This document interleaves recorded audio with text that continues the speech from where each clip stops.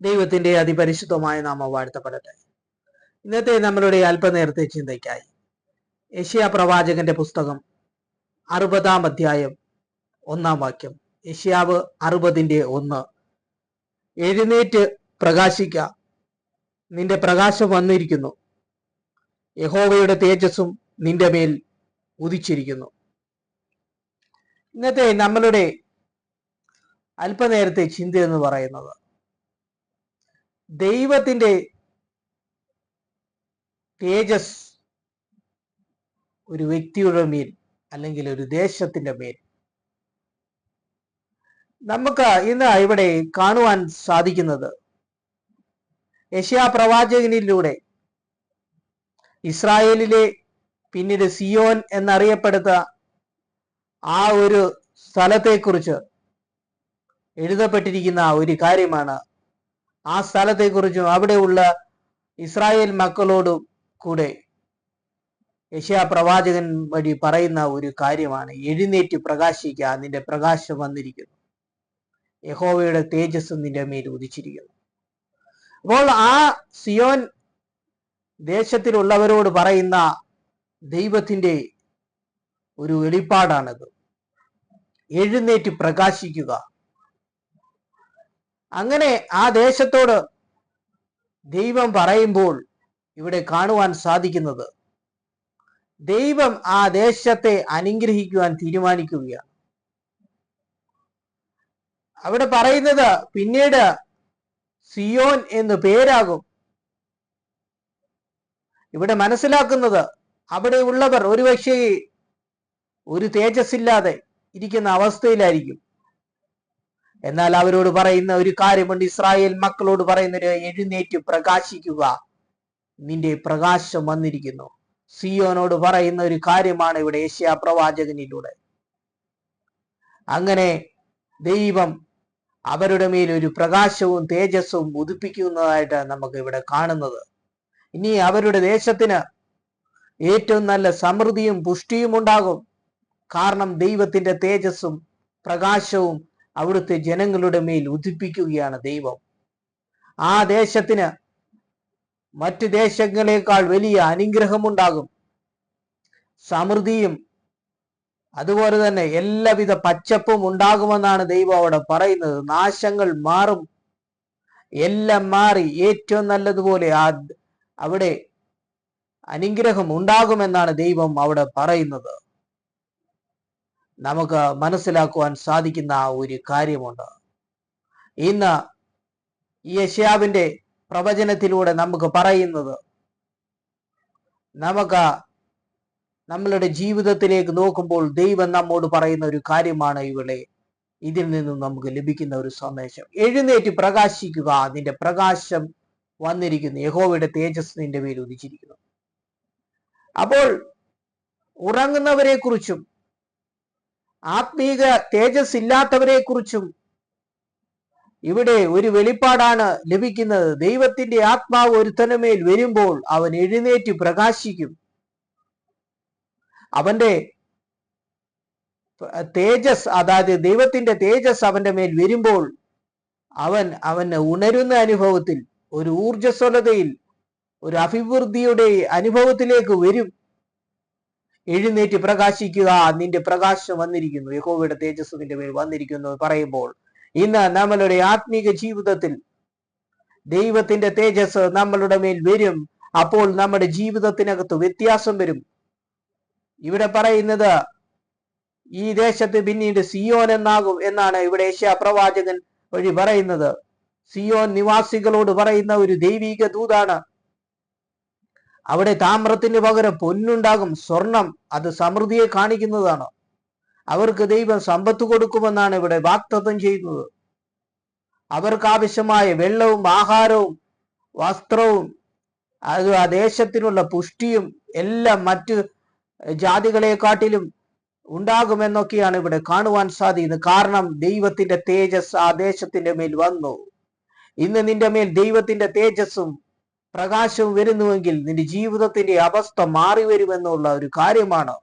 അതുകൊണ്ട് ദൈവത്തിന്റെ ആത്മാവ് ഇന്ന് നമ്മളോട് പറയുന്ന ഒരു ആത്മീക ദർശനം എന്ന് പറയുന്ന, എഴുന്നേറ്റ് പ്രകാശിക്കുക, നിന്റെ പ്രകാശം വന്നും ഇരിക്കുന്നു. ആത്മീയതയിൽ ദൈവവുമായിട്ടുള്ള ആരാധനയില്ലാതെ യേശുക്രിസ്തുവിൽ നിന്നും അകന്ന് ജീവിക്കുമ്പോൾ ഇവിടെ ഉണ്ടാകുന്ന ഒരു വെളിപ്പാടാണ് മറ്റൊരു രീതിയിൽ ഈ പുതിയ നിയമത്തിൽ ഇതിലെ നമ്മൾ തട്ടിച്ചു നോക്കിക്കഴിഞ്ഞാൽ ഈ പുതിയ നമ്മളുടെ കാലഘട്ടത്തിൽ നമുക്ക് മനസ്സിലാക്കുവാൻ സാധിക്കുന്നത്. അപ്പോൾ ദൈവത്തിന്റെ തേജസ് ഒരു വ്യക്തിയുടെ മേൽ വരുമ്പോൾ അവരുടെ ആത്മീക ജീവിതം ഉണർന്ന് ഇരിക്കാതെ ഉറക്കത്തിന്റെ അനുഭവത്തിലാണെങ്കിൽ അവർക്ക് ഒരു തേജസ് ഉണ്ടാവും. കാരണം ദൈവത്തിന്റെ ആത്മാവ് അവരുടെ മേൽ വരുമ്പോൾ അവർ ഉണർന്നു പ്രകാശിക്കും. ഇന്ന് കർത്താവായ യേശു ക്രിസ്തുവിൽ കൂടെ നമുക്ക് മനസ്സിലാക്കുവാൻ സാധിക്കുന്നത് ദൈവത്തിന്റെ ആത്മാവ് നമ്മളുടെ മേൽ വരുമ്പോൾ നമ്മൾ ഉണരുന്നവരായി മാറും. ഉറക്കത്തിൽ നിന്നും ഉണരുന്നവരായി മാറും. നാം എഴുന്നേറ്റ് പ്രകാശിക്കും. ദൈവത്തിന്റെ തേജസ് നമ്മളുടെ മേൽ ആവസിക്കും. അപ്പോൾ ആ ദൈവ വെളിച്ചം നമുക്ക് മറ്റുള്ളവരിലേക്ക് പകർന്നു കൊടുക്കുവാൻ സാധിക്കും. അതുകൊണ്ട് ഇന്ന് ആത്മീകമായി മരിച്ചവരോട് പറയുന്ന ഒരു വെളിപ്പാടാണിത്. എഴുന്നേറ്റ് നീ പ്രകാശിക്കുക.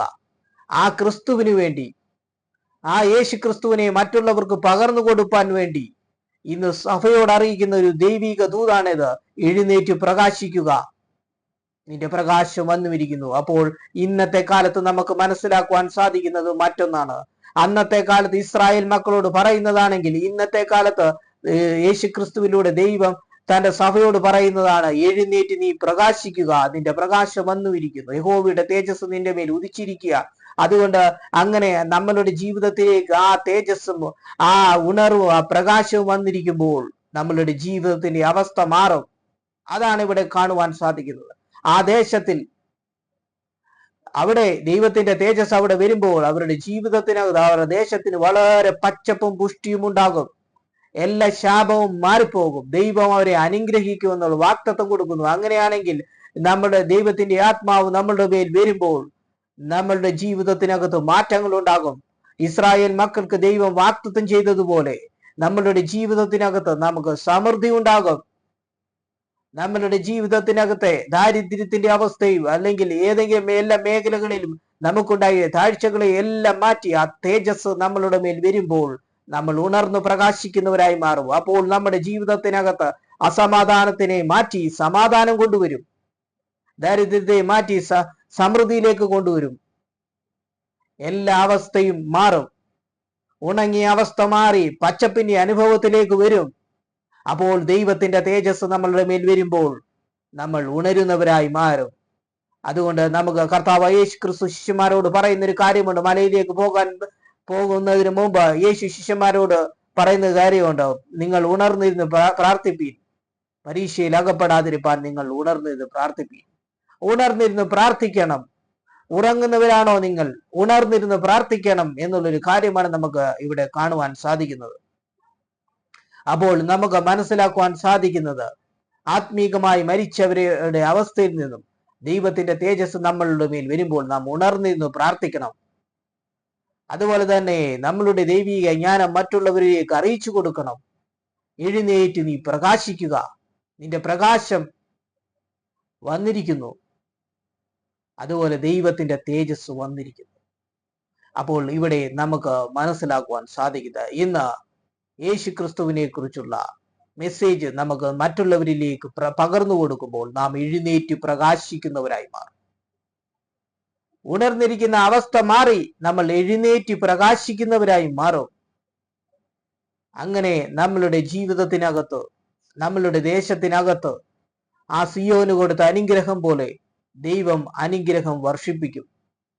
മഴയില്ലാത്ത അവസ്ഥ മാറ്റി മഴയുള്ളതാക്കി മാറ്റും. ചില സ്ഥലങ്ങളിൽ മഴയില്ലെങ്കിൽ അവിടുത്തെ കൃഷിയെ അത് ബാധിക്കും. കൃഷിക്ക് അനുയോജ്യമായ കാര്യമാണ്. ദേശത്തിന്റെ വിളവുകൾക്ക്, വൃക്ഷങ്ങൾക്കും ആവശ്യമായ കാര്യമാണ് മഴ എന്ന് പറയുന്നത്. അതുകൊണ്ട് മഴയില്ലാത്ത അവസ്ഥയുണ്ടെങ്കിൽ അത് മാറ്റി ദേശത്ത് മഴ കൊടുക്കുന്നവനാണ് ദൈവം. ദൈവത്തിന്റെ തേജസ് ഒരു ദേശത്ത് വരുമ്പോൾ, പ്രകാശിക്കുമ്പോൾ ആ ദേശത്ത് പച്ചപ്പും പുഷ്ടിയും ഉണ്ടാകും. ഇവിടെ നമുക്ക് പല കാര്യങ്ങളാണ് നമുക്ക് യെശയ്യാ പ്രവാചകൻ വഴി നമുക്കിവിടെ മനസ്സിലാക്കുന്നത്.